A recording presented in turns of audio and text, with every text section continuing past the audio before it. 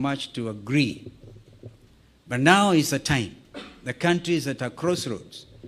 Can we, for a beginning, even in order to bring the country to normalcy, can you, Mr. President, order the Inspector General of Police, if he doesn't resign, can he remove the police from the streets? Can the army get out of our streets and back to the barracks?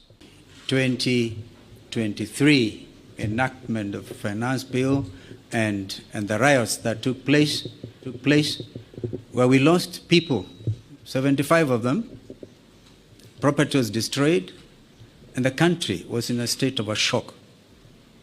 We undertook that responsibility with gusto, and we are very open-minded. As Azimio la Umoja One Kenya, our number one topic was the high cost of living. But Kimani and the team on Kenya Kwanza convinced us that it was the government responsibility and the opposition had nothing to do with discussing the high cost of living. I hope that in the light of recent developments, my friend Kimani would have revised that thought. Because again, 2024, Finance Act and the riots, and again we have lost 41 young Kenyans. This time they came in the form of Gen Z, but they are Kenyans. They have a right to belong.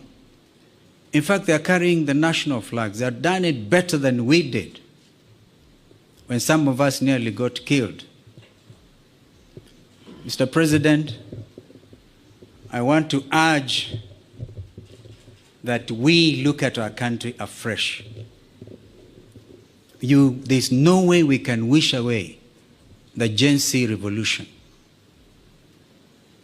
And if we were to begin to be honest with ourselves, perhaps we need now to go back to Bomas, because during the presentations, Kimani and Cheruiyot may remember, and Wandai was deputizing me, that a lot of Kenyans wanted us to open this space.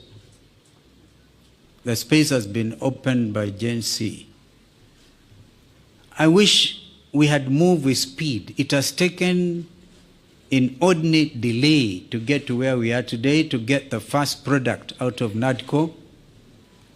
And I'm not so sure, my friend Kimani, whether it is expected of us to even fast track the other 8.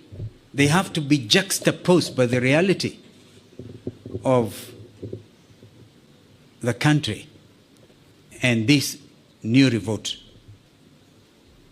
If we are not careful, all of us will get thrown out by the Gen Zs, because they say we have come of age. You say that we are leaders of tomorrow, we are leaders now. We can't wish them away. Therefore, I want to urge that we now look at the whole thing. For example, we have now set up the process of nominating new commissioners. We made it very clear that both you, Mr. President, and Mr. Raila Odinga, the Prime Minister, will have to agree on, perhaps most importantly, on who becomes the chair of the new Iebc. That principle